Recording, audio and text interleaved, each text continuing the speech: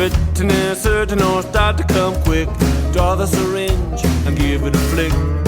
Bring your little black bag with the medicines in. Bring the trank and the crank and the penicillin. All right, Mike, you got to say it. Hey, everybody, podcast! Hey, we want to welcome you all here to Beasley Equine Clinic. We got John back here behind the board, making us sound great, and Dr. Travis. Welcome. Thanks for coming, Mike. Hey, I've been looking forward to this. Me too. What have you been up to? Oh, my gosh. I mean, we got a couple horses consigned up at Iron Saddle for their first sale. A couple big ewes and geldings. Getting some 2-year-olds started, and we're riding a lot of miles. We're getting a lot of miles put on them. How many horses you guys got right now? Right now, I believe we've got 8, 9. And then we've got one that we're riding for a mare we're helping ride for a very dear friend. Oh, yeah. She was here this morning. Stephanie? Yep. Smurf Pants? Yeah. Oh, That's I'll my remember girl. that one. Yeah. Oh, yeah. Yeah. Oh, Smurf Pants. She is the dearest of friends to us. Yeah, she's awesome. Who are the two you're taking to? Is Iron Saddle? Taking up the Iron Saddle. Taking a big blue horse, 5-year-old blue roan, on a 16 hands, quarter gelding, and then taking a bay roan. He's 9, named Bernie. It's had some sorting training and sorting practice. I didn't even know they had sales up there. First one. Oh, it is? Yeah, and it'll be a catalog select consignment only. When is that? June 9th, ain't it? June 7th. June 7th. And it'll be up there at Salem, right off of Interstate 57. Yeah, I pass by it all the time, but I've never. Got They said there's a bar and a grill and everything there, bar, right? grill, tack store, trailer sales, farm equipment dealership. They've got cattle, they've got some ropings. I mean, can't say enough. And they put on a couple whippoorwill rodeos every year. Just a top-notch, top-shelf facility. Awesome. How'd you find out about that sale? Well, we were actually approached. We got a good friend and trainer, coach starter, Lewis Weaver, contacted Brenda. Oh. And wanted to consign our horses. Nice. So that'll be fun. June 7th? June 7th? 7th. Yep. It'll be hot by then. Oh, yeah. What else is going on? Not much. As a lot of people know, I'm still treating for some prostate cancer. 10 days, 10 more treatments, I get to ring that bell. Nice. Me and old Po Campo. So get ready for the podcast from SIH. There you go. Yeah, I remember when you told us we were castrating at your house, right? Uh-huh. And only Mike would tell us that with a smile on his face. Your attitude through all of this is... Hey, you won't believe this, but everybody knows me over there at Carterville now. Shocking. I tell you what, well, you got to, because everything in life is 90% attitude. It's true. I bumbled through life not being the smartest man. But enthusiasm and attitude is just, I think you need to wake up with it and just go on your saddle and just ride her to the ground. Did you ever read that old book? I forgot who wrote it, but As a Man Thinketh? No. And it's all about just what you think and how important that is. It's real short. I'll be It darned. probably takes, I'll get you a copy. It's like an hour. I've read it like 3 or 4 times. A guy should read it like every Sunday night. Well, and that's what, going through this journey with me. And I've had some ups and downs and surgeries and everything. And I tell you what, and luckily, and it's out of nowhere. You get somebody just sticks a hand out of the dark, and it's like, man, that come at the right time. You know it? Just lifts you up. And sometimes it's a dumb meme on Facebook. Or like me, I love a good joke. Yeah. My phone is just full of memes. Oh, yeah. And that's knowledge. Yeah. That's if somebody says, "Did you hear about this?" I'm like, no, I haven't seen a meme about it yet. Without the news, we watch the news like once a week. Well, in the news anymore, I'll be honest, I'm afraid of with AI and different opinions. It's hard to find that truth. Yeah, and it's not so much the news; it's their opinion. It's their take and their entertainment of it. And I like to say, I hope the world goes on forever and we have fun and things don't change that much. Right, and it's as far left as right. Yes, I mean, they're both guilty of it. There's no somebody that's just going to read the news. They got to put their twist on it. It seems like. Exactly. And we all know how most of the news people feel about our current administration, which we don't have to talk about, but it'll be interesting. Mm-hmm. I don't know. I don't even understand tariffs enough to talk about them. Oh, Lord, I don't. Like to say, I don't know much about any of that at all. Yep. All I know is just, well, I tell you what I do know. I stopped and got me a bone-in ham, stuck it on the smoker for about 8 hours. I'm telling you, ham redone. Ham twice smoked. Unbelievable. Did you ever go to Johnson's Barbecue in Harrisburg? Yes. That's ham. Yeah. He doesn't do pork butts. It's all Yeah, ham. it's all ham, and it's absolutely unbelievable. Yeah, that place is awesome. That was his grandpa was the one that started that. You know where the concrete place is? Yeah. On the highway, they had a little restaurant beside it. No kidding. Yeah, Dad used to go there as a kid. That is awesome. So several generations there. What when you go get your treatments, what's it like in there? Is everybody depressed or is everybody happy like you? They used to be.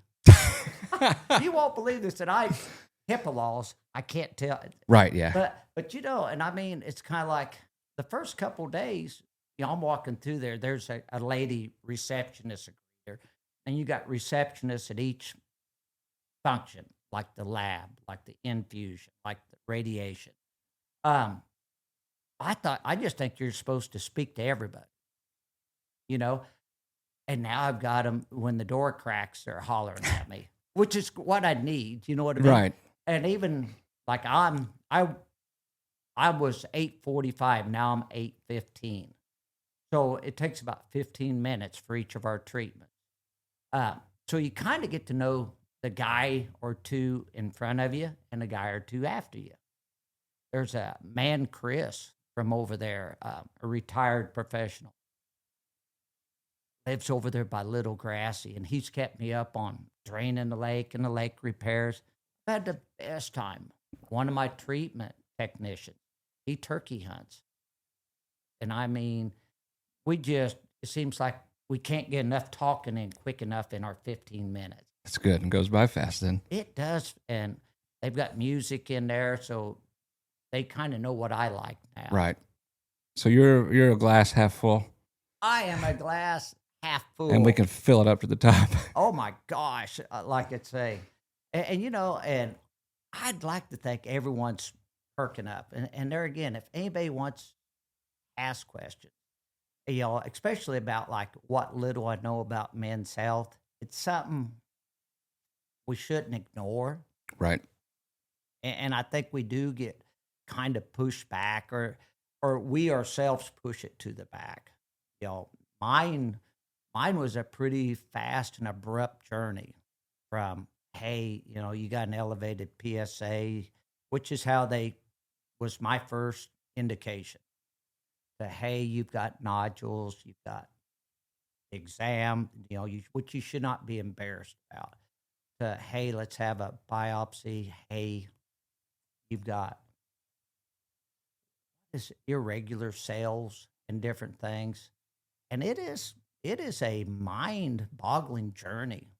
But I'm happy along the way, people just kind of guided me. Yeah. And I have 100% trust in my care team. And like I say, there again, with all I'm doing now, at the end of these treatments, we'll give it a little break. We'll come back through and we'll retest, we'll rescan in August and see where we go from there. What are the scans? MRI or CT or CT with MRI with contrast. Oh, okay. Yeah, and then see the other terrible thing was yes and no. I was blessed with a really high T testosterone, and I've maintained it even to a 60-year-old. Those testosterones and them hormones fuel these reproductive and these urinary cancers in us men. So one of the first things they did was I went through hormone suppression. That is the awfulest thing in the world. Because, I mean, everyone wondered what my fountain of youth was. To suppress the testosterone Yeah. mainly? Yeah, because I still had a PSA reading after my radical surgery. Oh, okay. So see, in a perfect world, once they removed the prostate and all the associated tissues and organs, you really can't have a PSA anymore unless you've still got some malignancy. Okay. Does he need to get closer to the mic? Yeah.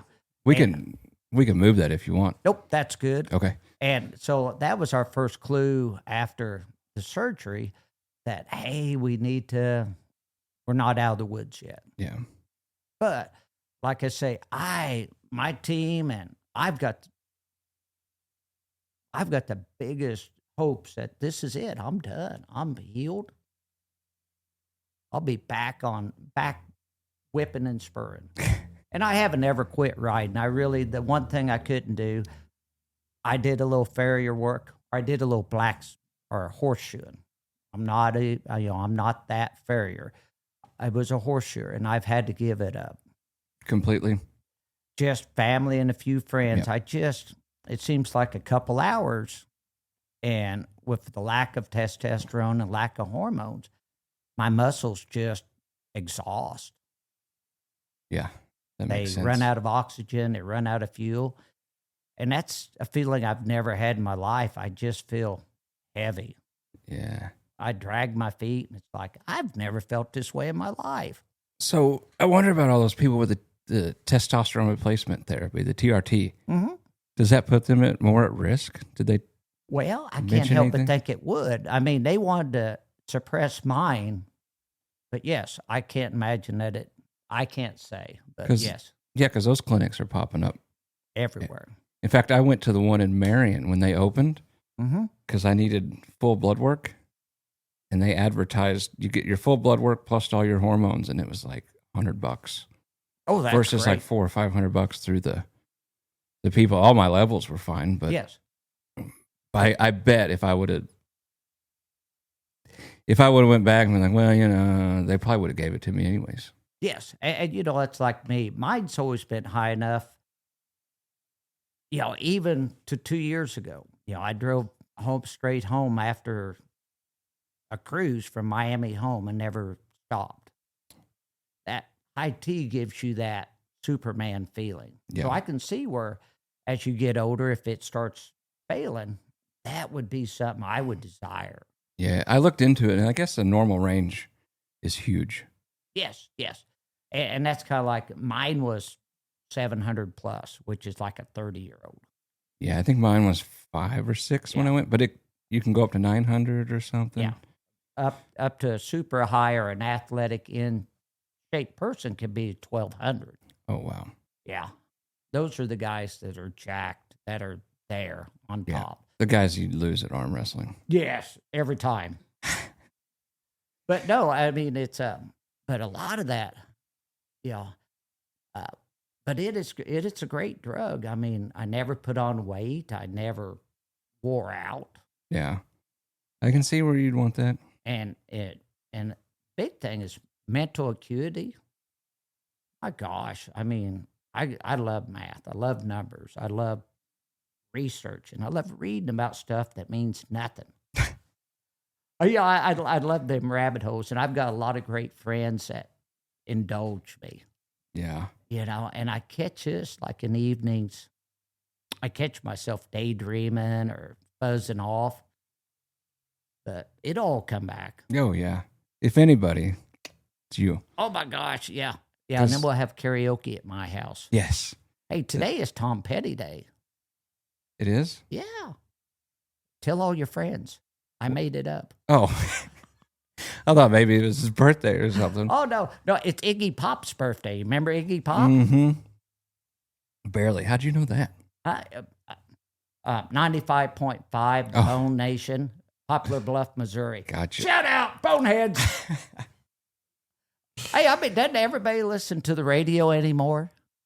Yeah, but I just got XM in the Suburban, or Sirius XM, whatever Oh my it is gosh, now. I still support, and this is on what they call Radio Nation, but it's still supporting the FM channels. So you're still going to hear about Barker's Towing, and kind of the storage units and all that, plus the local. The XM's great. Don't get me wrong. I enjoyed it because I also do love blues and I like old classic rock. I like all music, to be honest. I like it all. You could put anything on. I really am not going to complain. Yeah, we were talking about Howard Stern earlier. He's still got, I think it's 100 on there. We'll listen to him. Oh, yeah. Sometimes it's a little too crude to be listening with Autumn driving down the road. It's like, let's go back to outlaw country. Oh, my gosh, yeah. But, yeah, and the other thing, like now my favorite station for several years has been Poplar Bluff. And I mean, it's kind of that 70s, 80s, 90s genre, so we got from Poison to Alice in Chains to the Eagles. I mean, it's that good blend, but they've got a super DJ on there. Does that come in up here?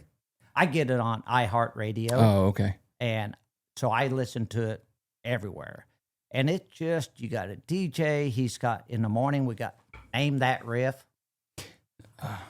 Hey, I was riff master. For a month. It was a Motley Crue Kickstart My Heart. Oh, yeah. I saw Motley Crue. Ain't they great? Yeah.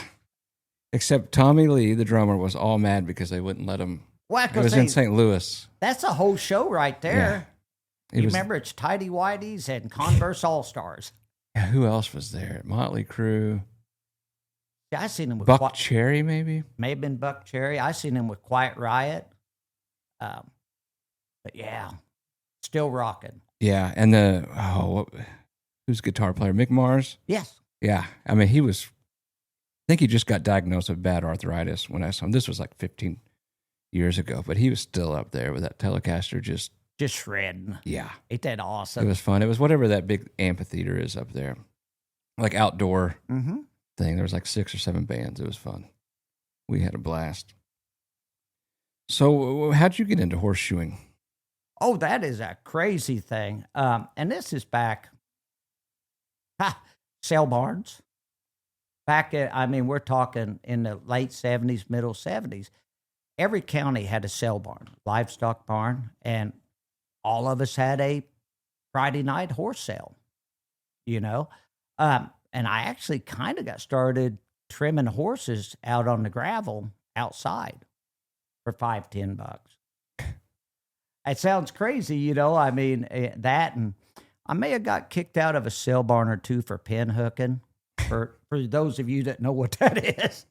But yeah, and just started trimming horses. I think I had and it's what they used to call an old anvil type. They called them hoof pairs at the time. We didn't really have hoof nippers, which was kind of a blunt anvil or square, and then you had a rounded blade that just kind of acted like a scissors. It took some, and they were dull, and it took a lot of arm strength, and there wasn't a finesse that a certified farrier today possesses, and the tools and everything. I bought a Appaloosa horse off a neighbor. You want to hear a funny story? Yes. Oh my gosh, I'm like 14, 15 years old. So always wanted a horse. My family is really Dutch. I mean, if you couldn't eat it, sell it, trade it, we really didn't have it. We didn't have the flower gardens or horses or mini bikes and things like that. I got in my head I wanted a horse. I've been riding with the neighbors. Just nobody owned trailers then. So I'd get off the bus with them and I'd ride these Appaloosas with them and these crossbreds. So finally it's like, hey, we're going to sell this gelding, Cheyenne. I went, no, you can't do that. I go, I'll just buy him. Well, at that time, for the whole price of $300, I had me a leopard Appaloosa of questionable age. And he was ornery and not knowing anything now. I saved up all of my, at that time we used to walk soybeans and cut volunteer corn out. Mm-hmm. Used to pick up roots after the bulldozer cleared ground. And I had enough money. I bought old Cheyenne. Cheyenne. And I mean, he was a turd. He was ornery, but he was my horse. So I got off of the school bus. They give me a bridle. When I bought him, got on him bareback.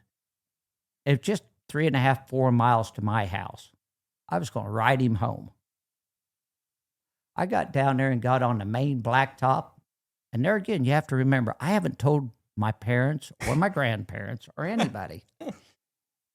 I get on this blacktop, I headed south, and he decides he's missing home. And when he whirls, he just dumps me. Takes off running all the way back home. Well, now I'm looking long in the mouth, and it's like, what have I done? I've lost my money. I've lost my horse. Here comes my granddad down the road. Sees me, picks me up. What are you doing? Well, bought this horse, and I got thrown off, and then I just lost it. He goes, where'd you buy it at? I said, well, up there at Fred Bergen's. So he turns the truck around. We go back to Fred's.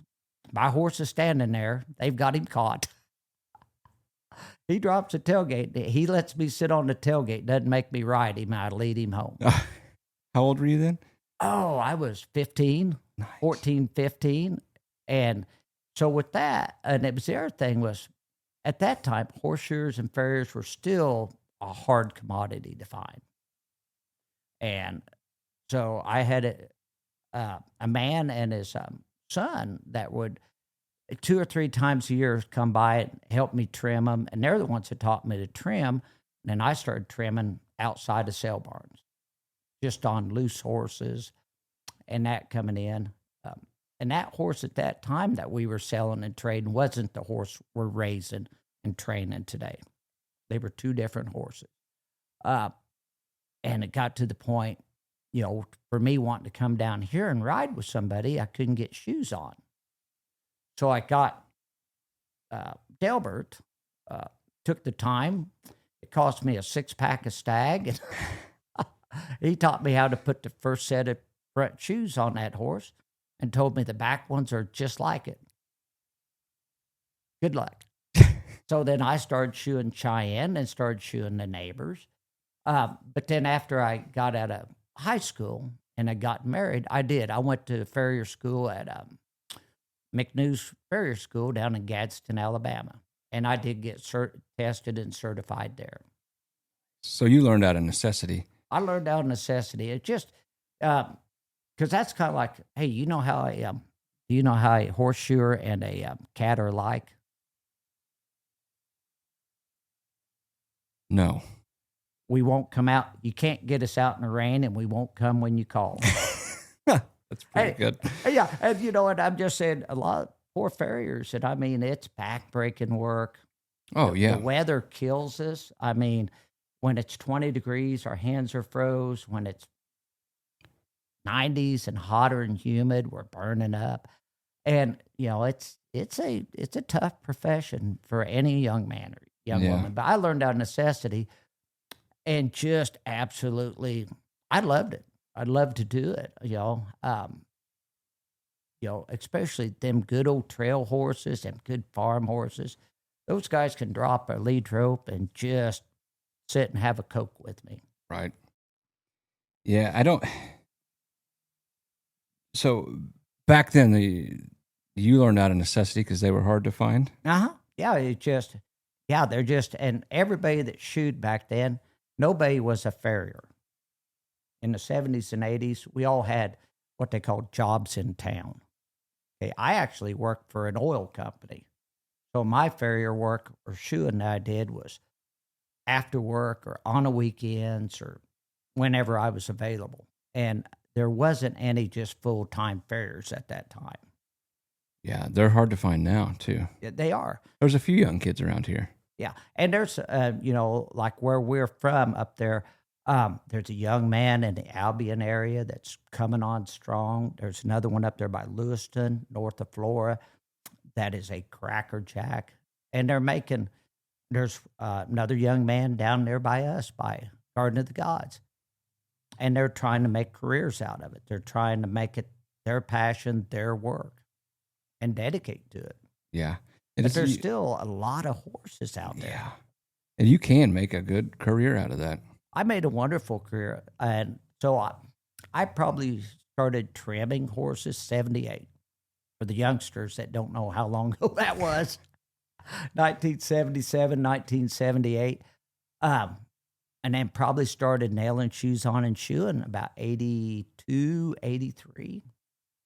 I've enjoyed it. I've learned a lot. I've met some wonderful people, met some crackerjack owners that just give everything for their horses. Trying to do the math in my head. How many years is that? 50? Well, from 83, 84, yeah. That's 40 years. Yeah. Yeah. And then, so I've been trimming probably 44, 45. Did you ever have any injuries? Bad ones? Oh, yeah. Yeah. Can you see the scar? Yeah. Yeah. I pulled a nail from the heel of that hand all the way up between them two fingers. And actually had a resident at a hospital, young student resident. They had the tools, but didn't really have a surgeon. A foot surgeon sewed all that up. Whenever I did it, after they cut that, I couldn't move these three fingers at all. Because it just tore it right to that bones on there and ripped. And where it was, I just drove a nail, and I was sweaty, and it was muddy. And when the horse pulled, that nail just sunk that nail through, and it just ripped through there, just like a fish hook, and just tore everything out. Less than a second. I really didn't think I was hurt bad until I went to reach down again, pick up my hammer off the ground. I just couldn't get it. So that was a wrap it up in a rag and head to the emergency room at that time. Yeah. I haven't had any bad cuts. Yeah. And then I broke this right leg in two places, shoeing my wife's horse in Missouri. Broke some pinky toes, but yeah, it's not for the, I mean, there's hazards everywhere. Right. But you got to be tough. But, it's just like me talking to especially men who ride horses for other people or start horses. We've really bred all the outlaws out. There's very few outlaws left out there anymore. Yeah. The horses, even we grew up with horses and I paid attention to them, but not like I do now. But even however many 12 years out, the horses have changed. We've got smarter on our breeding. We've got more selective. Yes. Yeah. Because in the 80s and that, we had horses that you couldn't ride. We had horses you couldn't shoe. I mean, they were just awful. Yeah. I wonder how many of those had stuff that they didn't know about back then. Well, and looking back, I always wonder that, now that we're getting smarter, back then I would have thought equine chiropractor was a quack. Right. I'm just being honest. At that time, I laughed at people. That can't be a thing. You can't be spending money on that. Well, now with some of, and I was lucky to have some 1D athletes, some top shell horses that honestly, the massage therapist or the chiropractor would check the horse before I would shoe it. And it made my job so much easier. Yeah, I don't understand how some of that works. Oh, I don't either, and but I've seen it amazing. Work. Yeah, and and now I am a firm believer that is a good investment, and that's maintenance. That's money invested in your horse. Yeah, and you can't replace your horse like you used to for $300. Oh my gosh, it's amazing. Yeah, I always tell the story, but Dad started on racehorses. Yes, that was his main thing, and that was mid-70s. That's how I met your dad. Yeah.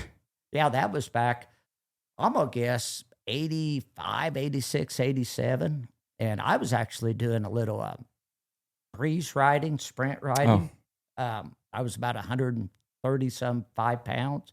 But I was doing a little breeze and all. And I had two owners that were bringing at that time we had Illinois fair horses. Remember fair Oh, yeah. racing? Yeah. And we were hauling horses 3.5 hours down here for your dad for lameness issues.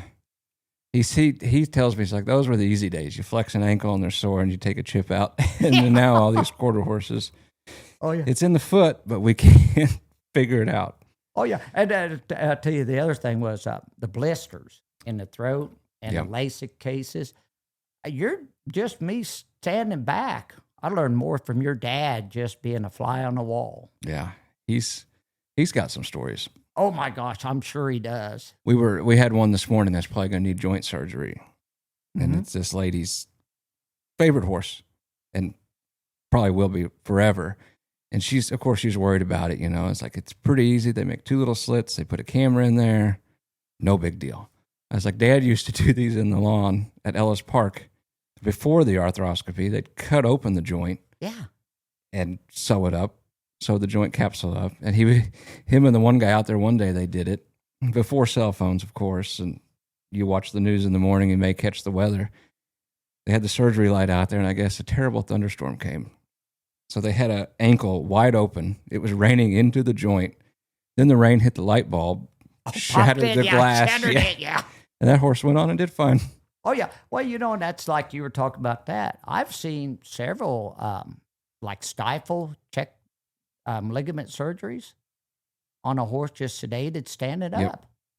And I would have swore he'd be lame for life, and they just do great. Yeah, they're really good at healing if we don't screw them up. Yeah. And, that's another one of them just, and that was the other thing, like working with your dad, you get to see some things we probably wouldn't come across, like shivers or Yeah. spring halt, or like Brenda's foal this last year, Legacy had. Oh, the contracted tendons? Yeah, I have never seen that in my life, Yeah, we had one this morning. and that was 100% success case. Yeah. I mean, we couldn't be any happier. Yeah, that's sometimes side effects are good. Because that was we overdosed that horse with antibiotics, basically. And the side effect of that, the Oxytet, was it chelates calcium. It doesn't necessarily bind it, but you can think of it like that. And it relaxes those muscles and lets that tendon stretch. Oh, it was fantastic. Now, 12 hours later, my wife Brenda was scared to death we went too far. Yeah. She was afraid it would never get back up. But no, to this day, that filly is 100%. Yeah, we had one. We used that same antibiotic to treat Lawsonia, which is a bacteria that gets in the intestinal walls. Mm-hmm. We had I think it was a weanling or a yearling racehorse that got it. And when we put the catheter in that thing, you would have thought it was laid down for a castration. The guy had to hold its head up. It was just my lifeless. Like, we'll try it. We put the catheter in, and they gave him that dose twice a day for several weeks. When she finally got over it, we went to take the catheter out and stuff, and she was walking on her ankles on all 4. Oh, my gosh. Just that loose. Yeah. And she straightened back up. And then I think he had to be a weanling, because I think Dad went out there to castrate that thing, and it was rank. Oh, my gosh. We should have let this thing die. Something, I forgot its name, something Martini. Oh, but that's fantastic. Yeah, we've had a lot of fun. And we get in a lot of disasters too. Oh, yeah. Like with you guys, we've been down here 7, 8 years. Yeah. And just the technology we've seen, like through this facility, like with the fecal egg counts, and now with the gastroscope and all that, is just the technology and the advancements is overwhelming. It's almost scary. Well, and whenever you said, "Hey, come here, you guys see this," and you showed me bots, Oh, yeah. that is so unbelievable. Something we couldn't have seen before or Yeah. seen them attached. I always tell people this, but the room where all our blood machines, we call it the lab now, that was the dark room. That room, when the building was built, was for the dark room. It had plumbing and everything. Yeah. Oh, so yeah. you take your x-rays and go in there. Yep. Heard a lot of cuss words come out of that room. Nowadays, that one's not good. Let's take another one. Yeah. It's on the screen a second later. But everything in that room didn't exist when this building was built. Totally believe that, because because I can remember, and the the cost is affordable now. I mean, you had a lot of owners that just couldn't afford, I mean, for a pet or whatever. Right. Back in the day, they couldn't justify Yeah. the cost of some of it. The blood machines in there that we get blood results within 5-10 minutes. Mm-hmm. You used to have to put on a slide, and it was had to stain the blood so all the cells looked different. Uh-huh. And it had little grids, and you had to go through there with. And I think the clicker's still here somewhere and count everything. Yeah, count all of them. Yeah, now we get it done. And then you could send it to the labs, but it took 2 or 3 days to get it there, then to get the results back. By then, you're doing something to the horse, whether it's right or wrong. Oh, yeah. You've got to, something's got to start. Yeah, and we got ultrasound. Dad went through vet school ultrasound didn't exist. It probably did, but not where they could use it. I'm sure the big human hospitals had it. But now we've got ultrasounds that the images are just insane. Well, and even like in our reproductive, sciences and all this, we've come so far from just waiting every month. Mm-hmm. I mean, we can check for, follicles. We can check to see that there are info within days. Yeah, I think I can see them. I think the earliest one is like 13 days. And that saves you from missing a month. Yep. And that saves you from them babies, them foals that are too late. Yeah, now they're even with the ICSI, the intracytoplasmic sperm injection. I mean, they're sexing sperm, getting a single sperm, and it's a machine, but it's like a robotic thing. Yes. And injecting the sperm in the egg, and then putting that in a recip mare. Yeah. It's just insane what they can do. In fact, we had one last summer, nice mare that colic bad. There was no, even if we could have operated her right then and there, she would have died. Mm-hmm. But we ended up, once we talked insurance and everything, and we got their quote unquote approval to euthanize, on the way there, Jenny was working. And this guy does a lot in Missouri with ICSI and aspirating eggs and stuff like that. And this is like 11 o'clock at night. We're driving there, and Jenny's like, what if we get her ovaries? I didn't even think about that. So I called the place in Missouri, awesome. And I'd never done that before. But the vet there was nice, and Jenny looked up a paper on the way and kind of told us how to do it. When we got there and unloaded her, she went down. So we went ahead and euthanized her and then took the ovaries out. That guy got in his truck, drove 4 hours to Missouri, and I think they got 8 eggs out of her. Oh, my gosh. And they just put an embryo from one of those in a mare. She didn't stick, but so hopefully we can, and luckily, Jenny, I didn't even think about it. Because my mind is, well, you know how those situations are. Oh, I know exactly how they go. But he was tickled to death, even though, as tragic as that was. Right. We can get still something. a little gold out of it, good out of it. And they'll do that with stallions too. Really? If they die, you can castrate them and send them somewhere, and they'll freeze it, of course. Yes. Oh, yeah. That's unbelievable. Yeah, we had one where I worked in Texas. It was a halter horse, and it was dying of HYPP. It was a 2-year-old, genetic disease. There was me, another intern, a boarded surgeon who was also boarded in like emergency and critical care, and a boarded internist. And this thing was dying. None of us could save it. Of course, we were just there to help. But even these experts couldn't save it. So we broke the news to the owner. What did they say? Can we get its sperm? Really? Yeah, which is cool, but yeah, this I would have never thought about that. But the 2-year-old just died of this genetic disease. Let's get his sperm so he can have babies. Yeah. But we did, and I think we shipped it. It was in the afternoon. We did it just like you would a normal castration, put it in saline and shipped it overnight to Colorado State. And I think they ended up getting over 100 straws of frozen semen. No kidding. Yeah. Hopefully somebody unplugged the freezer. But yeah. Oh, that is unreal. Yeah. And see, a lot of that, when we were talking the 70s and 80s, we didn't even dream of that stuff. Yeah. I don't know I joke about it, but in 15 years, are you going to walk in and just, oh yeah, get a little closer to the mic. Oh, okay. Uh, I keep watching back here. I keep turning back. Never mind the man behind the curtain. The man behind the curtain. Hey, is it the Oz? Oh yeah.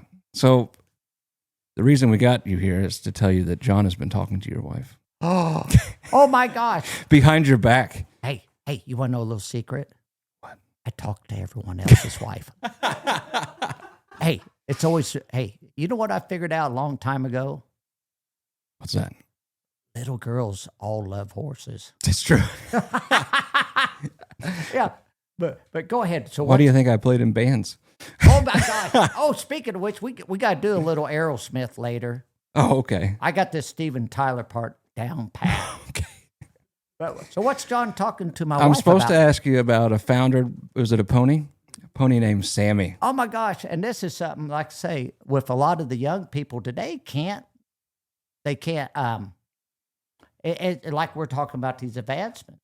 This was back in the 80s, probably 86 or 87. And I went to some, at that time, they were clinics. There was Myron McLean, Myron Mix, or Dick Redden, and some of these earlier real, what do you want to call, pioneers, like in our trade and different things. That's where we were, the lily pad was invented, and clogs and different things for laminitis, founder's issues, and everything. And along the way, there was a guy in Allendale, cow farmer, who had bought, and at that time, old men used to trade these ponies at the sale barn. $25, $50, $100. And Paul had bought these ponies for the grandkids. Well, they're kind of like a cow, right? So this pony named Sammy, he got everything the cows ate, which was alfalfa hay and silage and, shell corn and everything. It didn't take long. Poor Sammy's feet got sore. He laid down. So at that time, Paul had daughters, and I was shoeing pain horses and this and that. And it's like, and we hadn't even trimmed Sammy yet since the sale barn. So got him up there, looked it all over, and that's where working with a couple other vets up there, James Allison from Lawrenceville, and that's like, this pony won't get up. He goes, is he colicked? Is he gassy? Is he biting his sides? Is he rolling? No, he just acts like we get him stood up, and he won't really walk. He'll lay back down. He goes, feel his feet, see if he's got a pulse in his feet. And I went, are you serious? He goes, no. This is all over a rotary phone, right, explaining this to me. No cell phones, no Skype, no nothing. So I checked it out, and it's like, yeah, it is. I said, you can actually feel. He goes, how many feet? I said, all of them. He goes, are the hooves hot? I said, what do you mean hot? He goes, if you touch the ground, or you touch his chest and you touch his feet, are his feet hotter than his body? Well, go back out again. And see, this is what a lot of this generation don't understand, is hang up the phone, go back out, and check old Sammy out. It's like, yeah. I said, when I run hoof testers around him, he's sore in the heels and the quarters. He goes, well, he's foundered. He goes, what he needs to do is, if you can cut any excess off, like the toe, but he needs to stand. At that time, they would tie him in a creek or a pond, or ice their feet, Mm-hmm. And that was that, and a little butte was about all they really offered him. That, and take everything away from him. All carbohydrates, all grains. And old Sammy, believe it or not, Sammy actually got to where he got up, and he was showing he had a stretched white line and stretched lamina and different things. But Sammy got up to kind of prance around and trot around. He was just a lead line pony. He wasn't a riding pony. And then we thought things were going really good. And then I got the call from Paul again. Poor old Sammy's laying down again. There's two types of ponies, Those that have foundered and those that haven't foundered yet. Oh, yeah. So Paul got feeling bad for Sammy, and he bought a lawn sweeper. So he's dumping his lawn sweepings, his grass clippings over the fence to Sammy for a treat. Mm. And believe it or not, that was enough to trigger another episode. Yep. My minis. Yeah. And old Sammy, this time I come and looked at him. And at that time, I was more of a single dad. And so I kind of always took kids with me everywhere I went. So we were there, and Sammy had just started to get cracked where the top of his hooves, right at the coronary band periopa, was separating. Mm. Dang it, Paul. I mean, this ain't good. Meanwhile, my daughter Ava, my twins are on the ground petting him and kneeled around him. Paul goes, I'll just give him to the kids. Of course. So then and it's like, I kind of was afraid which way this was going. So it's like, I don't want him. And of course, the kids got in on it. So we went home and got a flatbed pickup, and we lifted old Sammy up. He only weighed about 350 pounds. We stuck him in the back of the pickup truck. He didn't stand up, rode home like that. And I got the doctor him, and I got James, the vet, to come out and look at him. And there was another one, Van Winkle, up there, looked at him, and it's like, hey, this ain't good, And of course, it's like, well, crap, I hate to just give up on him. But when the right hoof come off, the little guy got up. The hoof came off? Yeah, he got up. It's like, now what do I do? Now the kids think he's going to be healed.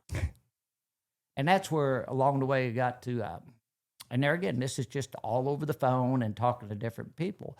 We were mixing iodine with sugar, making sugar dine. We were soaking that in diapers, cloth diapers, wrapping on it and putting on it, and actually took a PVC pipe and a 45. We made him a cast. Oh. And taped it on, and yes, it rubbed the hair off his leg. It did a lot of things, but evidently that founder didn't completely kill that bed. He grew that hoof back. I was told he couldn't do it. That's awesome. Have you ever heard of it? I've heard it. I've never seen it. Well, but I've heard of it. But along the line, I remember no cell phones, no internet. I got my I actually got a Department of Ag, a farrier certification from the University of Alabama. I was doing with yellow manila envelopes in the mail and a administrative assistant named Melba. We were just mailing stuff back and forth. So along the way, I was talking to her, and then one of the professors down there, he says, whatever you're doing, he says, take pictures of. I went and bought a Kodak 110. Oh, yeah. Took pictures and taped them in a spiral bound notebook and wrote down what I did and when I reset him. And Sammy ended up growing that one hoof back. What, did it look normal? No. It looked like a wooden shoe. He still run when he got out. Yeah, but and Sammy went ahead with proper diet and real. Oh my, he lived. After you and I got married, he lived another 9.5 years. Oh, wow. And then what finally got him, I think, was more of something inside, like a organ shutdown or something. Yeah. He was, when I got him, I was guessing he was 20-ish when we got him. So, yeah, he grew up to be the biggest menace. He was also proud cut. Oh, God. He had a scar under there, but that rascal would fight any gelding out there. That's funny. But yeah, Sammy, and that was one of them. That was my one, and I actually mailed all that stuff down there to. Okay, don't be scared of it, Mike. I actually mailed all that stuff down there to Alabama, and actually got a letter of honor. That's awesome. Yeah, and like I say, but yeah, I mean, the whole farrier trade and what the appliances and packages and things we've got available now is unbelievable. Yeah. And there's a lot of gimmicks too. There is. And, there's some things I'm not going to do it so I don't get beat up on Facebook. And that didn't work. There's hoof staples and hoof clinches and hoof bands. Um, but, as far as a lot of what we understand about these foot diseases and pathologies is amazing, Yeah. and how we could correct it. But still, my whole interest and goal was that sound, healthy using horse, that cowboy horse, that trail horse, that farm horse. Those are the ones I really enjoyed. Yeah. And not much has changed in the treatment. I mean, we still, the best thing to do if get that, use ice now, unless you got like a creek. But, well, I mean, we'll do 72 hours straight in ice. Oh, yeah. It takes a good cooler and a lot of ice and somebody pretty dedicated, but that's one of the best things. We still use a butte. We can measure insulin now. So we do use drugs to help reduce the insulin, like metformin that the diabetic people take. That's what I'm giving my mini now. And butte. Well, how's he doing? Good. He's better. We did something with him, the amnion we probably talked about. Yes. So they've got a couple products that you can inject. So with him, we did a regional imperfusion. We put a tourniquet above his fetlock and injected amnion below it. Oh, my gosh. And let it sit for 20 minutes because you can only leave the tourniquet on for so long. Okay. But that's supposed to really help reduce inflammation and bring in new circulation. Because we went out, that was a Friday afternoon, me, John, or Friday morning, we had a surgery cancel. So we went out there and did that to him. And his left one, I think the day before I tried to clean his right one out. And when I picked it up, I just picked the whole horse up. Right. Like he wouldn't stand on that left one. I need to x-ray him, but we did that on a Friday morning. That Friday afternoon, I could tell he felt a little better. Then I left town for Easter Saturday, got back Sunday night, and he's just standing square on both of them. That's awesome. Yeah, so I've weaned him off the butte, and I'm weaning him off the metformin, but he's in a little stall eating hay. He's mad. Well, and it's a shame, but we can kill him with kindness. Oh, yeah. I mean, us as owners, Yeah. and that's, and that's like with our travels. I mean, we get invited. We're going 4th of July to ride consignment horses and work cattle in Missouri. That'll be fun.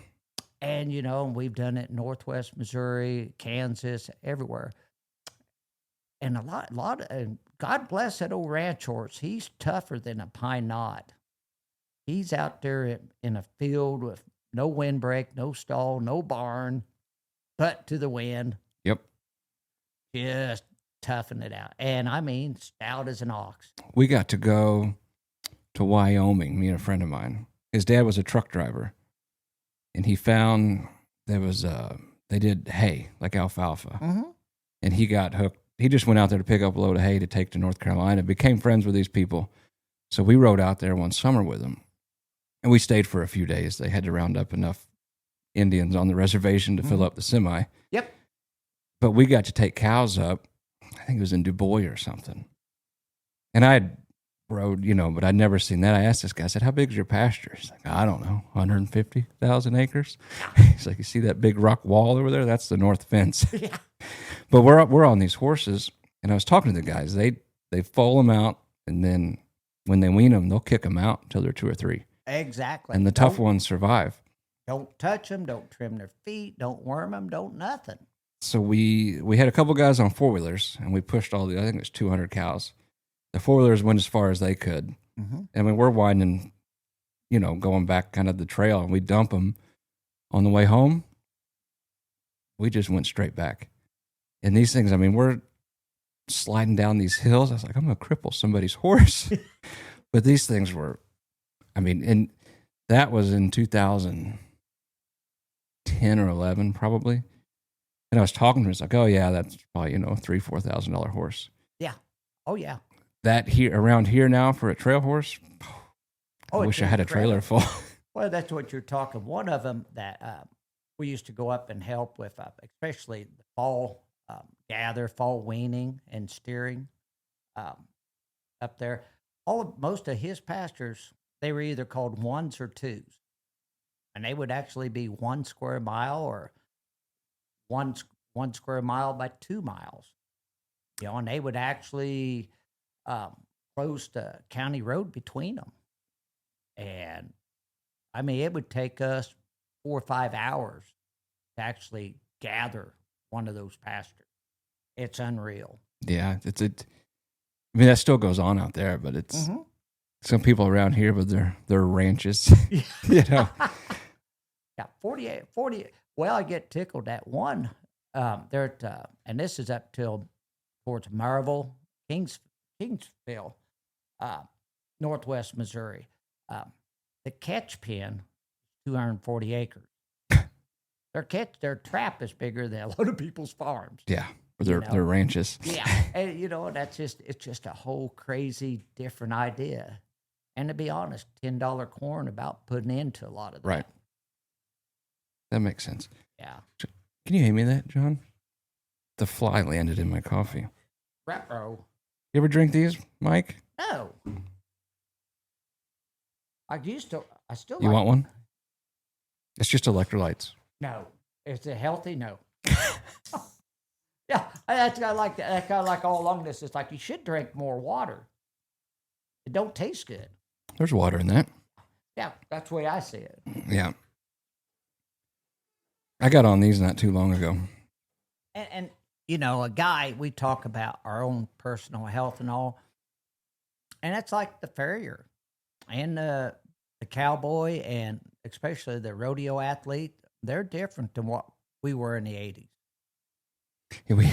I mean, you think about, a lot of us, we get banged up and bruised up. We were headed for some Coors Light and right, and a pack of Marlboro Reds. You know it?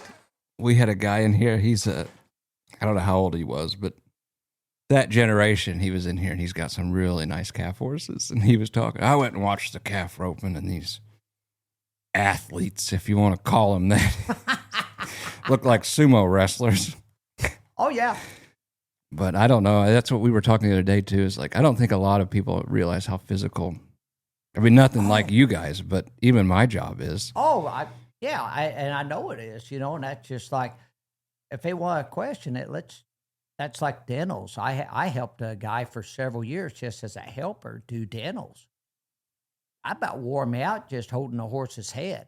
Yep. I couldn't imagine being squatted down halfway on my knees, working up. Yeah. I mean, your rotator cuffs aren't made for that. Right.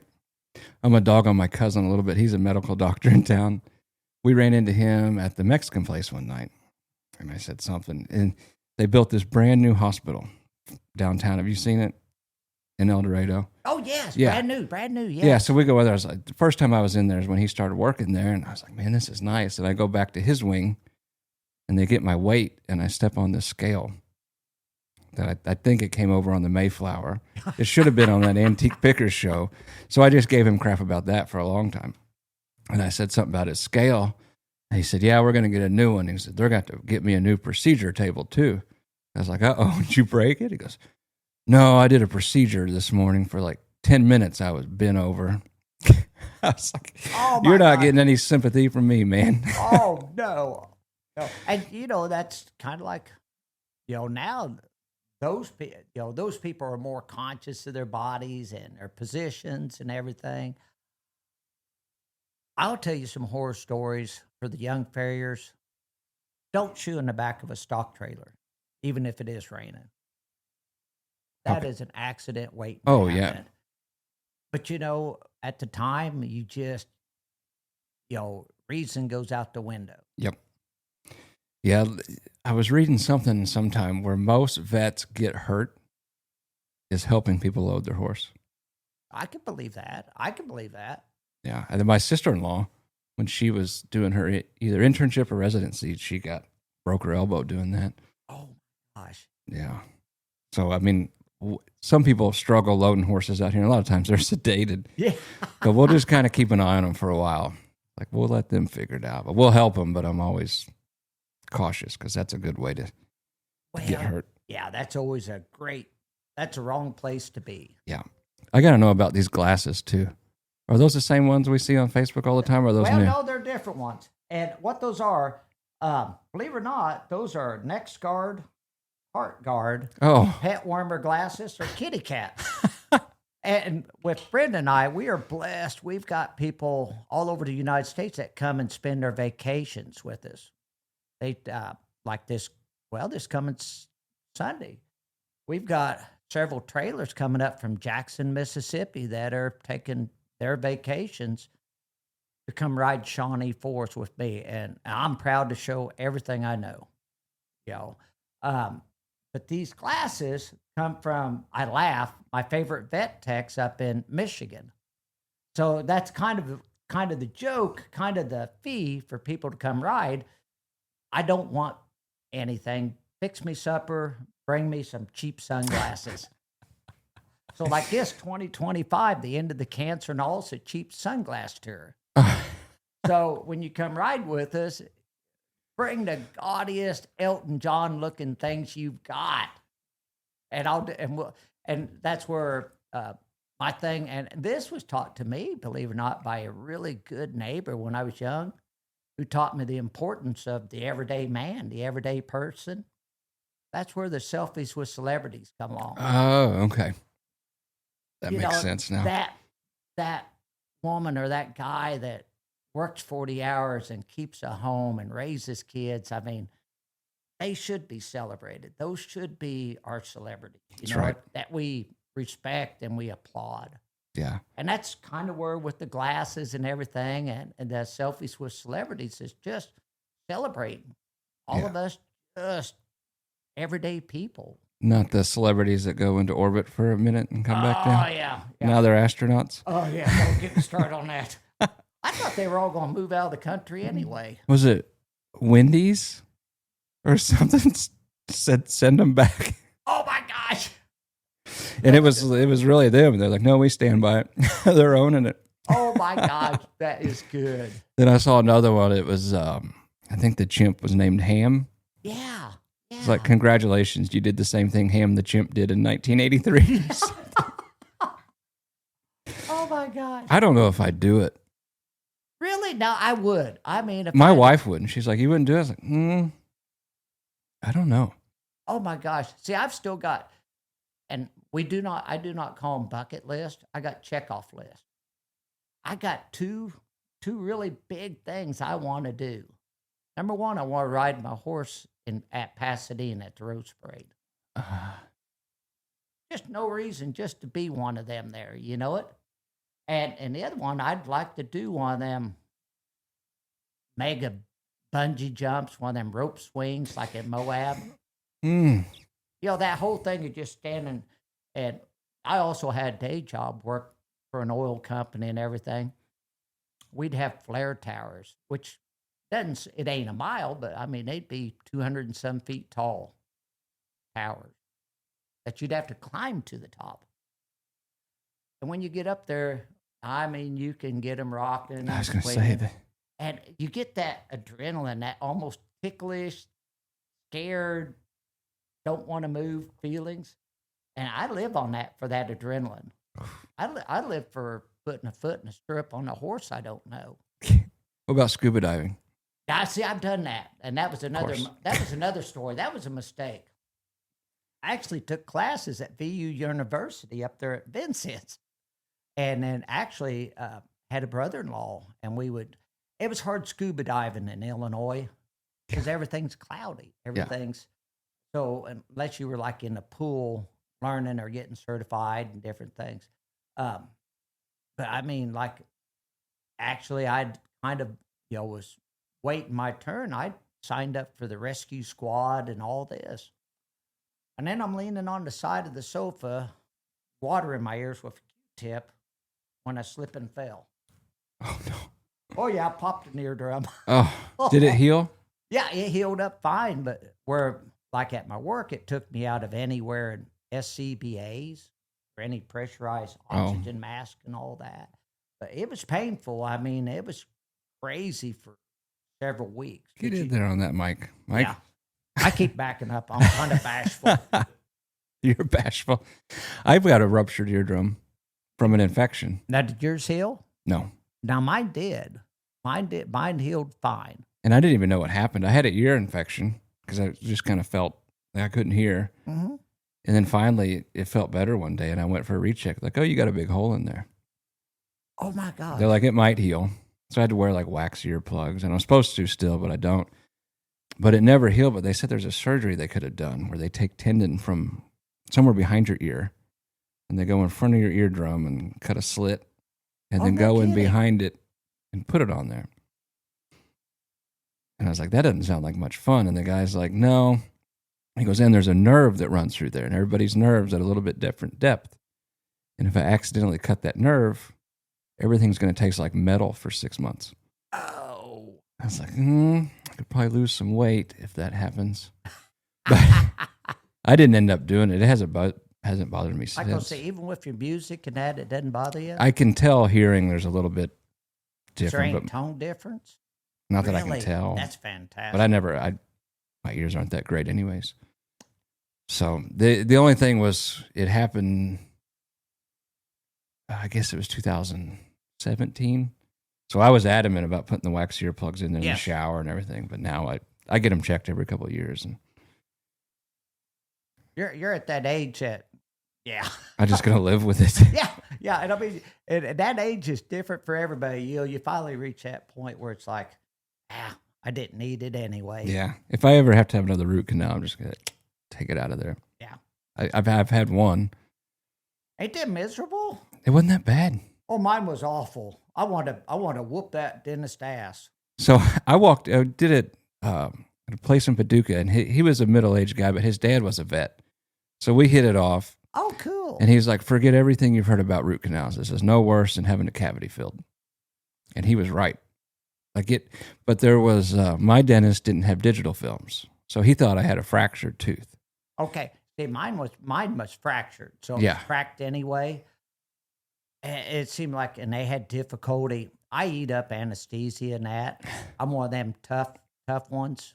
What do they call them? Purple stars. I don't know. It's a testosterone, probably. Well, but yeah, and that's kind of like and I've had some like skin cancer issues and things like that. That's where they're like the Novocaines and locals.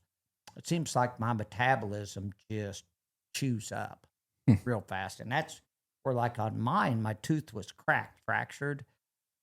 So when they got the top cut out, drilled out, and then they started pushing the wire, mushing the nerve up. All of a sudden, it's like, I bit down on him. He says, "You don't feel that?" And I said, "You want bet?" So it's another shot. And they did. They finally got to where, but, I about peed my pants. Yeah, so they were trying to figure out which tooth it was. Oh, so really? he took, before they started like the x-rays and stuff. Yeah. So he took a little cotton, like a Q-tip thing, dipped it in liquid nitrogen. And then he touched one tooth, nothing. He touched the other one, and I would have lit you up. I could have punched him in the face. Yeah. So the whole time I restrained myself, and the whole time he's doing this root canal, I didn't feel a thing. He gave me the nerve blocks. It didn't hurt until I went to pay for it. Yes. Then that hurt. And then they told me, you got to get a crown too. That's another $800. But the whole time I was thinking, like, man, these horses that have something, I could maybe use that technique. But then I'm thinking, they're not going to refrain from kicking me if I do that, because that was the quickest, sharpest pain. Oh, yeah. And that was where, like, my tooth, and I've fractured a few others, and I'll be honest, I had them pulled instead of spinning. Looking back, I've got 4, 5, I've got 6 molars gone. I need to invest in some partials and this and that. But I had 2 root canals and 2 crowns, and the others I had just had pulled. Yeah. Are the crowns still good? Uh-huh. Yeah. They're still great. And the dental or the dentist that put them in did a great job. They're solid. I mean, I've had 0 issues. But on all the ones prior to them, where I just went $250, $275 to pull it, or $8,000 for a root canal and a crown, just had them pull them. Yeah. In my looking back, I wished I had my teeth back. Yeah. They're doing root canals on horses. Really? Yeah. They actually take the tooth out and do the root canal and put it back. Are you serious? Yeah. And it takes? Most of the time, if they're fast enough, evidently it takes. No kidding. And I told my dentist about it, and he said they do that in people sometime too. Well, you wouldn't think that'd work at all. I mean, that's No. crazy. I mean, that's just crazy. I guess the quickness has to come from the root canal, Okay.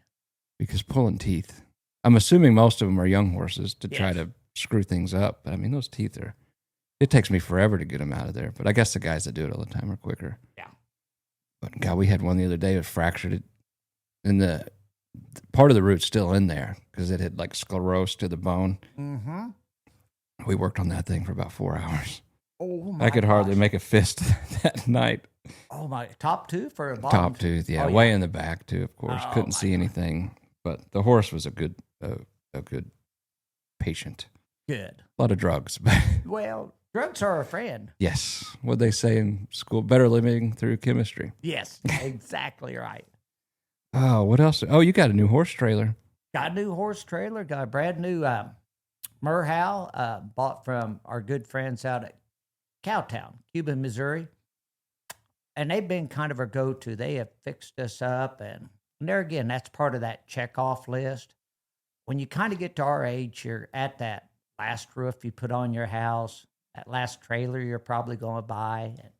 And we got exactly everything we could ever wanted. Was it custom, or did you just find one you wanted? Nope, just custom. I mean, it's got the rear tack and the side load and hickory cabinets and a sofa and a dinette. I mean, it is top shelf now. Where are you going to take it? Everywhere? Everywhere. I can say everywhere that Dodge will drag it, you know. Like I say, we're headed to, and there again, even though we just live south of Bigfoot, south of Garden of the Gods, we live 1 mile south of Bigfoot. But that still doesn't stop us from trailering 3 or 4 miles and camping a high knob with our friends. Yeah. You know, because that's kind of, we still enjoy the camping. You know, the fires and the after supper beers, the whole thing. Yeah. We got a camper last year, and the kids are loving it. Oh, yeah. I like it too. We always tent camped, and I had a pop up in school and stuff. But You'll love, yeah. Kids love camping. But yeah, we're headed for Savannah, St. Joe, Missouri, like I say, 4th of July. Go up there and ride horses and work with a good friend of ours. And then we go to Eminence, Missouri to cross country in August and July. And just anywhere we can go. Yeah, we like to travel. I don't like the 2 or 3 day cross country trips, but we're right in the middle from Ohio to the Appalachian Trail to Alabama, Georgia, Arkansas, and Missouri's got some unbelievable trail riding and camping. a lot of people that have been everywhere say that the Shawnee's still their favorite or the best. Is that? Yeah, and that's where, and to be honest, that's where everybody wants to come ride with us. Yeah, because it is in your backyard. Well, and the other thing, and that's kind of like, I'm an adventurer. I mean, I like new stuff. You may have seen it 100 times, but the first time I see it, I just revel in it. You know what I mean? Yeah. I'd have been a Christopher Columbus if I could have, you know? But that's where, like, a lot of these friends and a lot of these that come and stay with us, I'm not going to say we don't know it all. I'm learning. A lot of locals are showing me some brand new stuff, some really wonderful hidden treasures every year. But like our friends coming from Mississippi, they camped at different campgrounds every year. They've got to see a really wide variety. For them, you know, I mean, counting Alabama and Arkansas, Shawnee's the best riding they've seen. Yeah. The most variety. And that's what we'd laugh. There's kind of a joke out there. We had a current river run through Illinois. We couldn't keep people out. Right. That's the only bad thing is the summer. Yeah.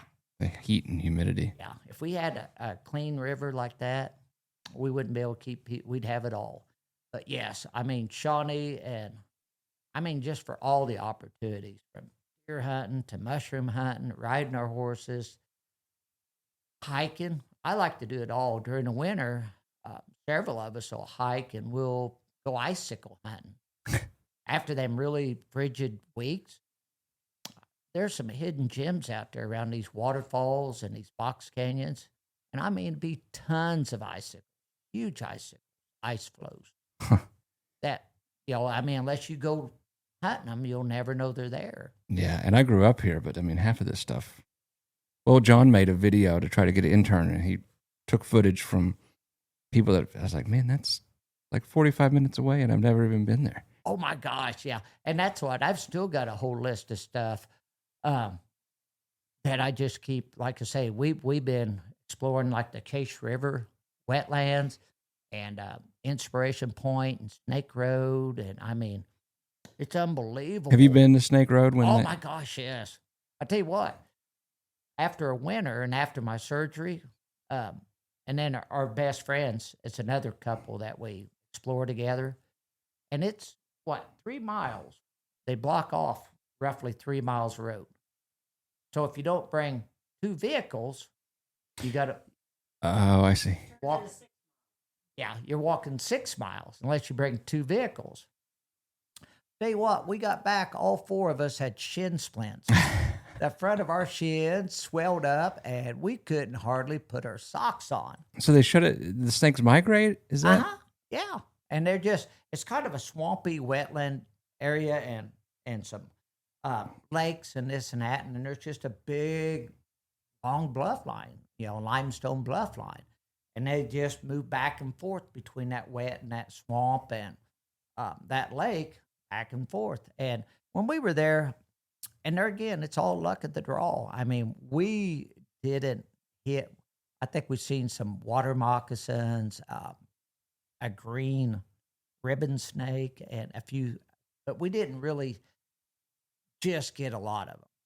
Very next day, other friends of ours seen like 4 rattlesnakes and 5 cottonmouths. Oh, wow. And I mean, they just talked nonstop and said there were snakes everywhere. But yes, it's when they're moving and migrating, it's absolutely fantastic. Yeah. It's a road, right? Yeah, it's just a regular Forest Service road. Yeah. If I can see them from a distance, Yes.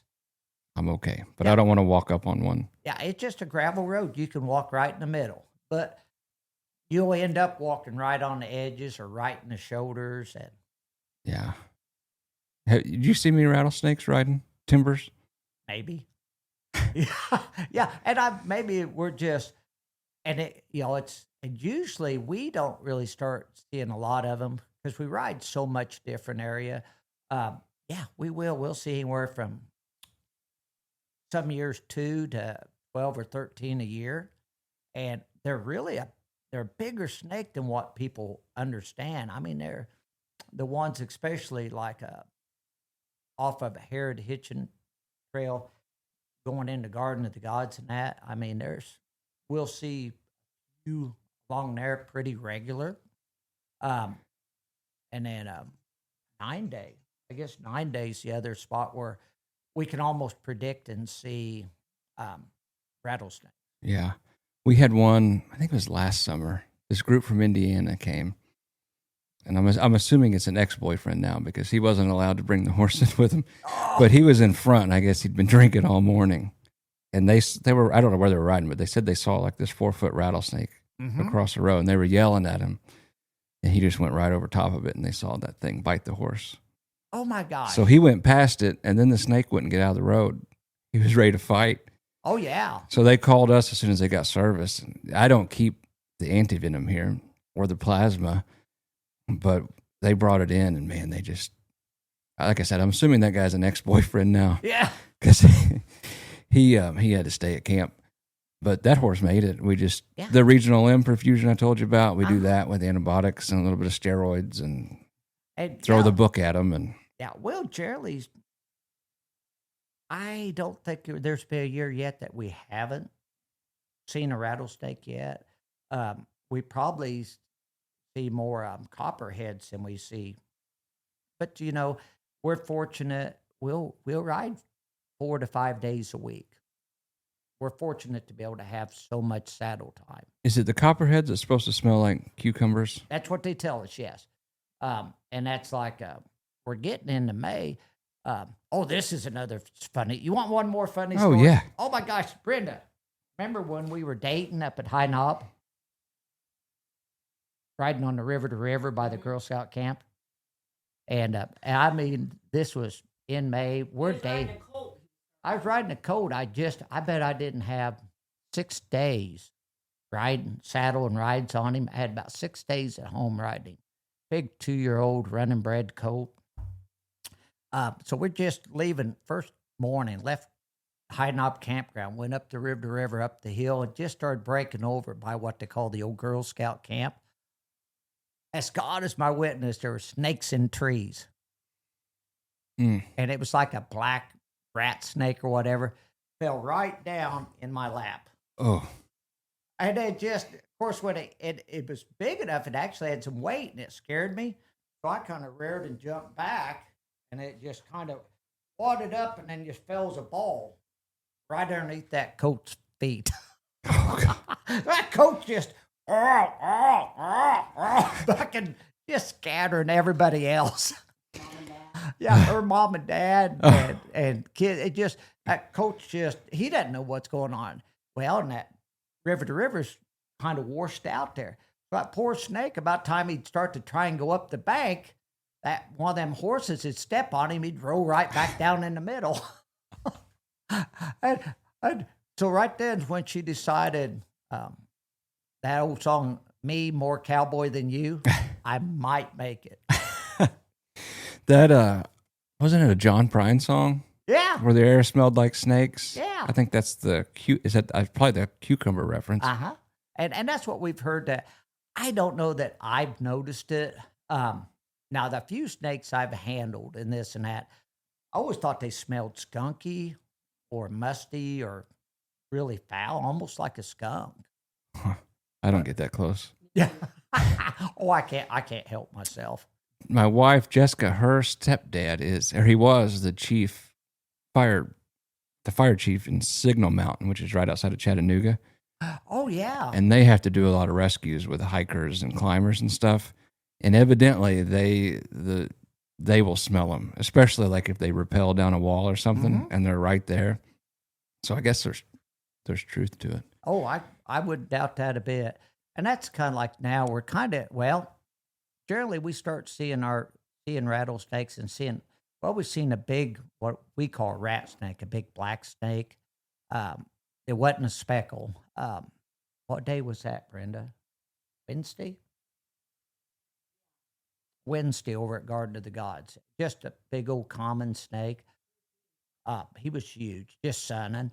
But usually we start seeing our snakes about time people start seeing turtles on the road. Yeah. It's just kind of a temperature seasonal thing, and we'll see them. We'll see all of them up to about the 4th of July. Most of our sightings. When I was in high school, we were at Glen Jones, and we saw about a 5-foot timber rattlesnake.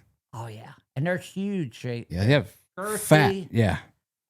And when you look at them, or if you get to touch them, they almost feel or look velvety, almost hairy. Yeah. With the real fine scales on them. I'm not going to get that close to Oh, come on. even if they're dead.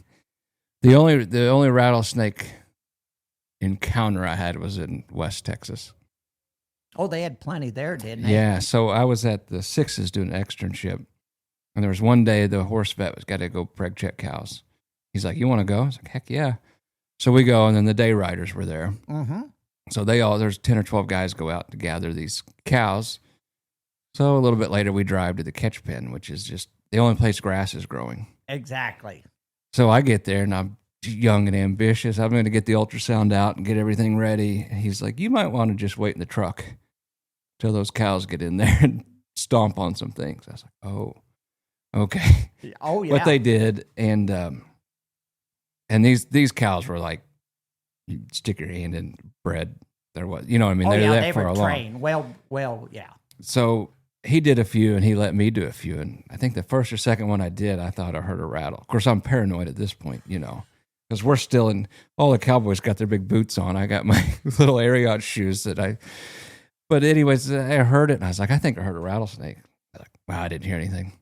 Next cow come through, they moved it, they heard it. So this guy gets a hot shot and just starts going through the grass, chases it out. Oh, my gosh. Stomps on it with one foot, and then smashes his head in with the other one, and cuts his rattles off and hands them to me. Oh, yeah.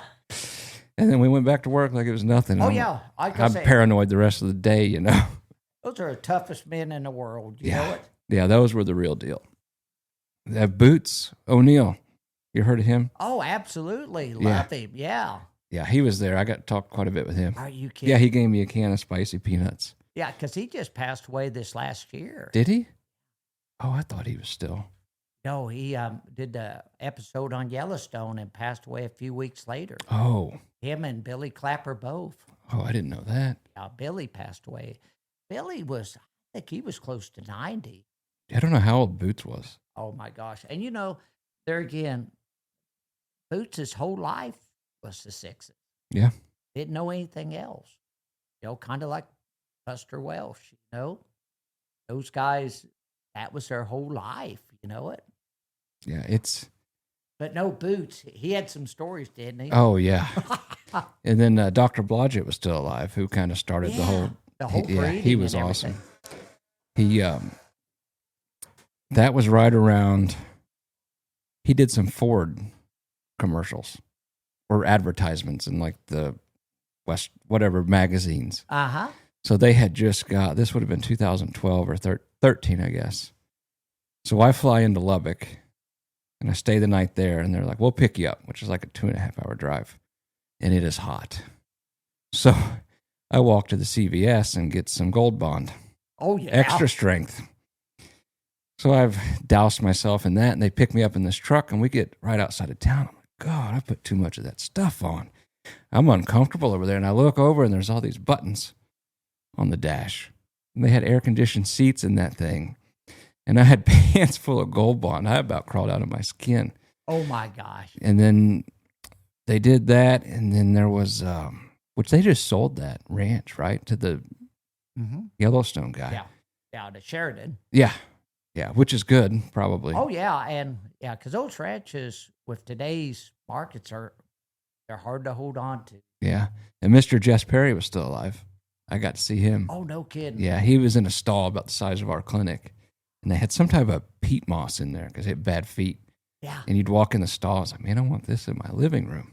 Oh, my God. So I got to see him, and Lindsay Sears, the barrel racer, she passed through at the time. So it was neat. Well, Dr. Blodgett would always come to Road to the Horse. Yeah. And used to just sit on the edge of my seat to hear every word. Yeah, he didn't say much. Oh, didn't say much, but they had a lot of weight. Yeah, when he spoke, everybody listened. Yep. So they had where all the horses were and where they put students and stuff was like the cookhouse. They had bunks and everything, but they cooked lunch every day. But you didn't go to lunch until you saw Dr. Blodgett go. Oh, really? Yeah, and you better take your hat off when you walk in there. Yeah. And you better not go through the line to get food till every female had. Oh, yeah. And see, that's like us and getting invited to go gather cattle or go wean and doctor cattle. And, you know, on those ranches, they're still doing it by horseback. There's still the code of the cow boss. See, we've seen one or two kicked off their horse. Yeah. Or sent to the truck with their pay. And, you know, that's kind of nice that there still is kind of that respect and that, you know, kind of expectation. Yeah, it was we're in there collecting horses using state-of-the-art equipment for shipping semen and stuff, but then it was a step back in time with that stuff. It was fun. I couldn't imagine. And that's like a lot of that's hard to hold on to, you know, that tradition. We've still got friends that still feed with horses in the winter up in South Dakota.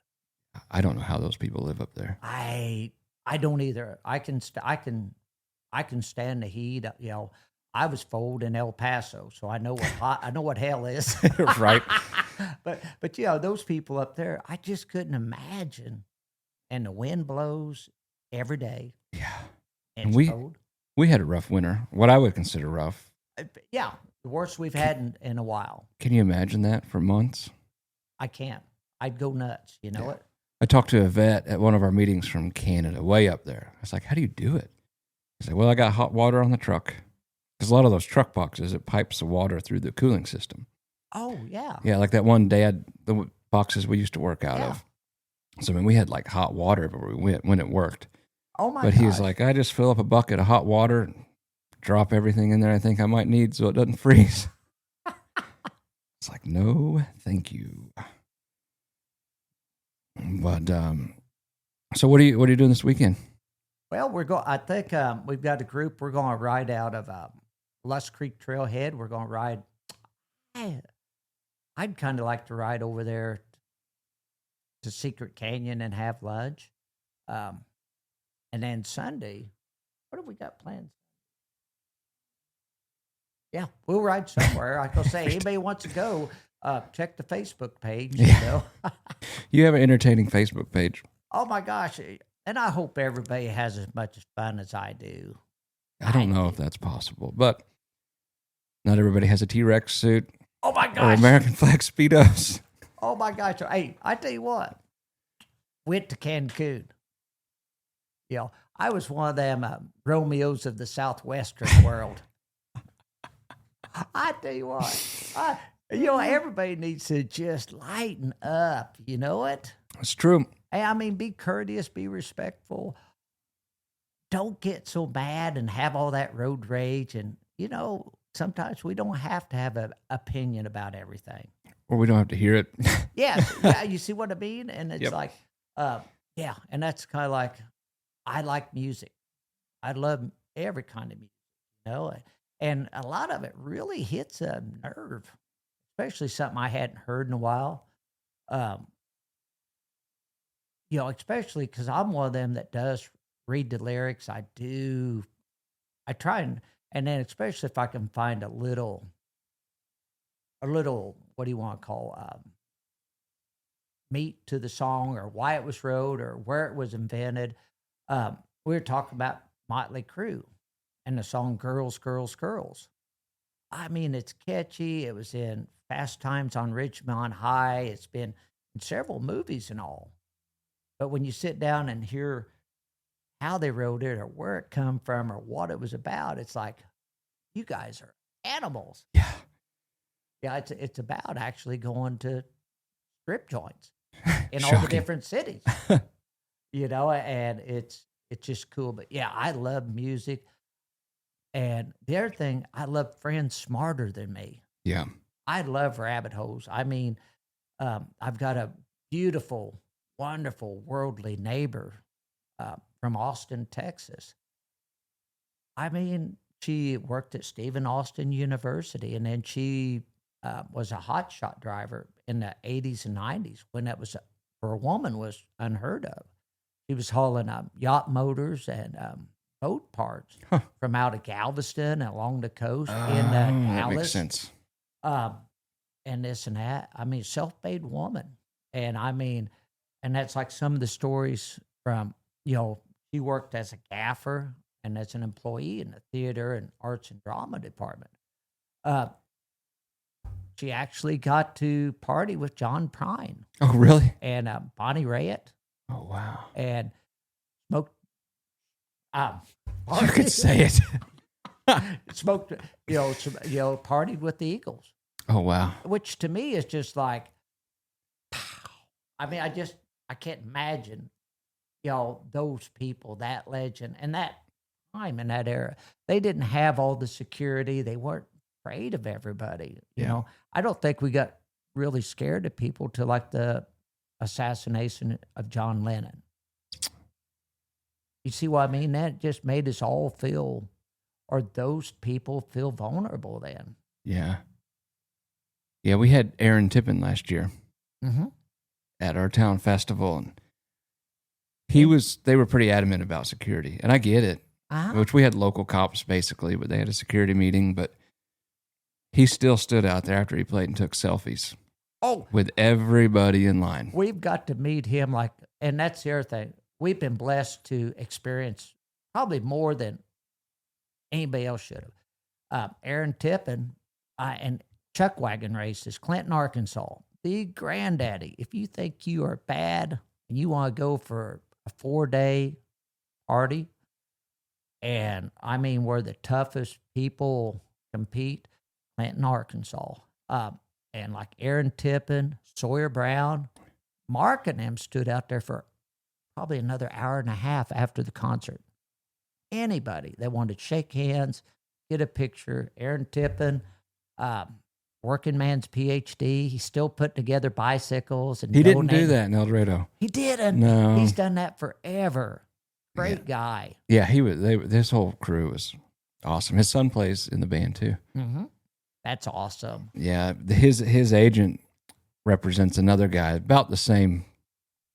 I don't know how you'd say it, but the same caliber, same kind of price range, Yes. same touring and everything. His agent was like, "I guarantee you, Aaron has made at least $2 million more than that guy because he will stand out there and talk to his fans." Oh, absolutely. And that's everything, is that those people are approachable. Yeah. You know, I mean, that is fantastic. But the shocking thing about a lot of those guys is a lot of them they're not really extroverts. I mean, they'll get up there on stage Right. in front of thousands of people, but they don't want to be in a room with one or two people. Right. That's exactly right. You know, and that's like Joe Diffie. Joe Diffie, fantastic songwriter, good showman and all, but him and Chris Cagle would just kind of go back to their trailers, or they go back to their rooms, and you never really seen them again. Nothing wrong with that. Right.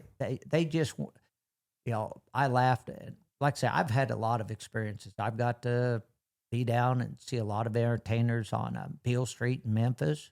I was down there at the first Memphis in May, Cool. which is got to see a little white boy that wasn't old enough to go in the bar at the Rum Boogie named Kenny Wayne Shepherd, sitting outside playing and just shredding.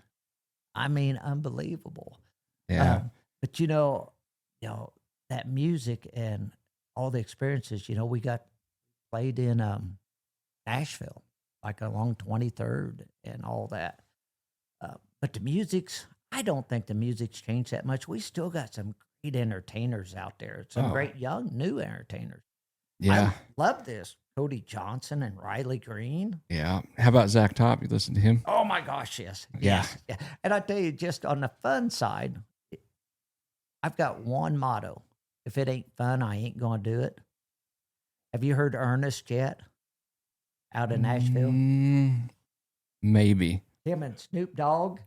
No, my I'll have gosh. to look that up. Look it up. And, we all like Snoop Dogg, don't we? Yeah, I don't know anybody that doesn't. Well, look him up. And he just goes by Ernest. That's I think all I've he is. heard of it, but I'm not familiar. Oh my gosh, he's screaming right up through there, and he's got some support like Ella Langley and some okay. of these.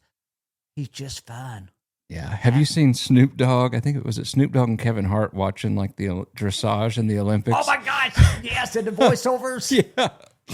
Oh, I was dying laughing. Wouldn't that be a party? Oh, that'd be fun. And Snoop Dogg's got kids songs. yes, and you know what the thing of his best friend. You know who his best friend in the world is? Who's Martha Stewart. Oh yeah. That is so Yeah, like the wonderful. didn't they promote the Bic lighters? yes, yes. Martha was lighting candles, Snoop was lighting joints. Oh, and they're both on that wine. Is it 19 Crimes or something where you can download the app and it plays their? Have you seen those? Yes, Yeah. yes, absolutely. Yeah, that's funny. But that Zach Top guy, I mean, he's like 90s country. He's a real deal. Well, and and I think that's where like Brenda and I, you've got some really wonderful local radio stations. Yeah. We love like 97.7 out of Marion. Yes, I'm one of them guys that calls and makes requests of love and dedication.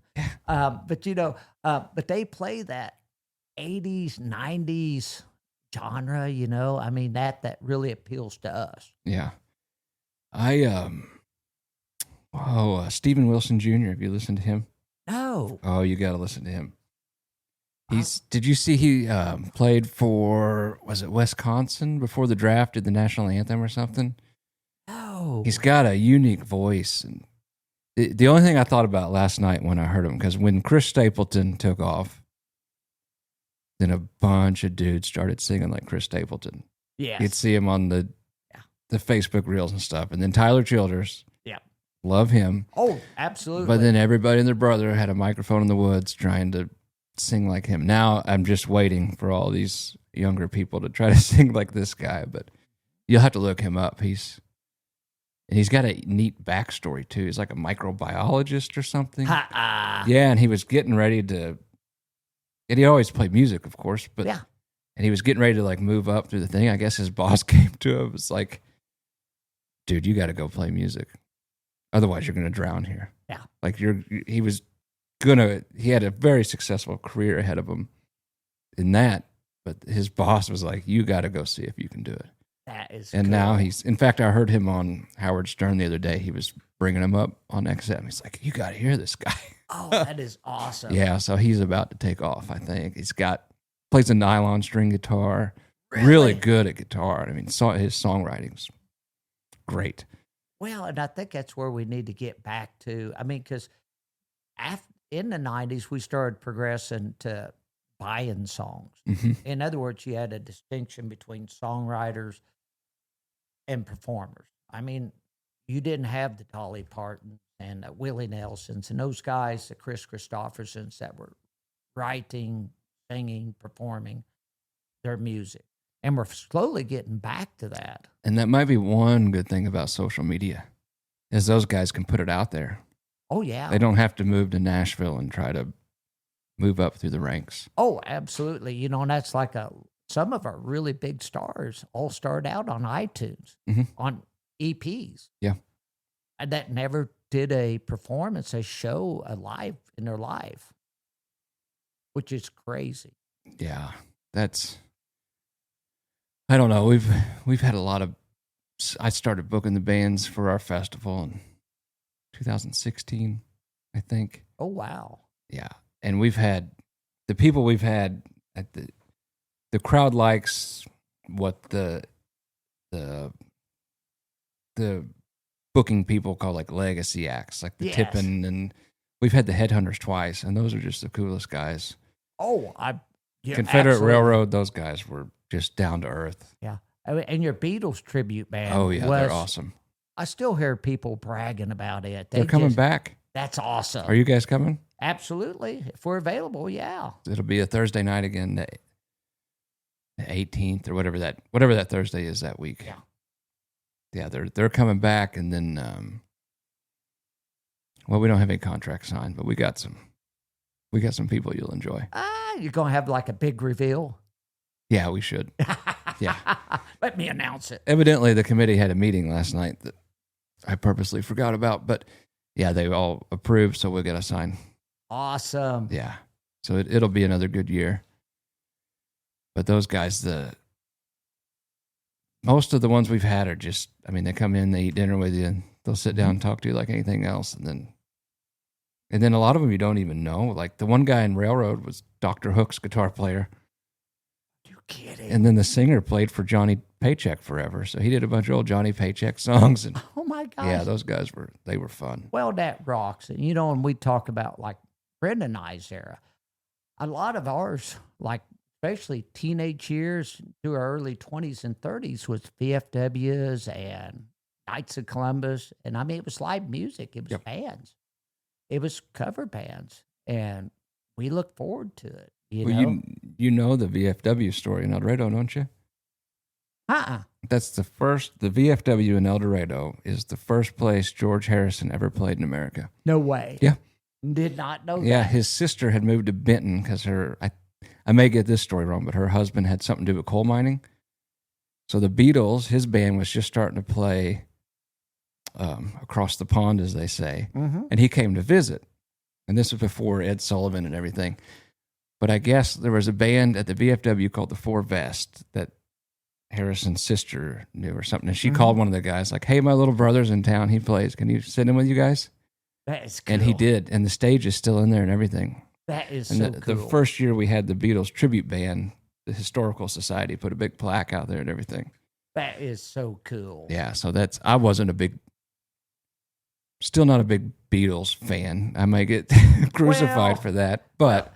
And I wasn't either, but believe it or not, a lot of our like school bands and everything, we were doing a lot of those Beatles songs. You know, Band on the Run and I'll think of some more here in a minute. But yeah, we kind of grew up just at the tail end of all that. Yeah, and I guess I wasn't a fan because I didn't see or hear much of it. Yeah. I mean, Waylon Jennings is still my guy. Oh my gosh! But then and to book the Beatles tribute band, I was like, oh God, there's only one thing worse than the Beatles is people that want to act like them. Yeah. And then my mom's a huge Beatles fan, saw them live, and I told her about it. She's like, I've seen the Beatles. I don't know if I want to see this. But she came that night, and they might be one of my favorite bands now, the Liverpool Legends. I was going to say, they rocked it. Yeah, and my mom was like, even the little mannerisms, I mean, everything. It's fun. I think this is like the third or fourth year we've had them. I don't think I can't book them again because the crowd just loves them. And they're nice guys, too. They're easy. They travel with a kid who's probably early to mid-20s who runs like everything. Sets up all the stage, runs front of house, and then there's one girl that works for her, and then she's in their ear and she gets the guitars ready. Oh, my gosh. Yeah. And then they drive in those little Volkswagen Beetles. It's like the yellow submarines. But they're loving it. Their drummer they had last year that played Ringo, I don't know much about drumming, right? But to watch this kid, I was like, that's a drummer. That's cool. So, they get these, just top-notch musicians, and they nail it. So I'm actually looking forward to them again. I'm going to try to get Marty, who plays George, to do a podcast too. Oh my gosh, that'd be great. Yeah, because he's been to the Grammys with Louise, who is George Harrison's sister. They played the Rose Bowl. They played Carnegie Hall. And, oh wow. Yeah, they're the real deal. It's fun. What time is it, John? Okay. Yeah, I got to pick up my kid. We should probably wrap this up. Okay. Hey, thank you for inviting me. Thanks for coming, Mike. We'll do it again. I hope so. We've still got a lot more to explore. Oh yeah. Like I was saying, if you ever need any help here at the clinic, you got my number, right? My name's Michael, and I'm here to help. My name is Michael, and I'm here to help. All right. Well, a little bit different this week on the podcast, so stay tuned for the next time. And until then, take care of your horses and yourself. Thanks, Mike.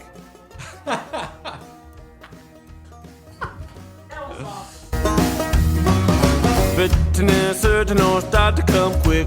Draw the syringe and give it a flick. Bring your little black bag with the medicines in. Bring the trank and the crank.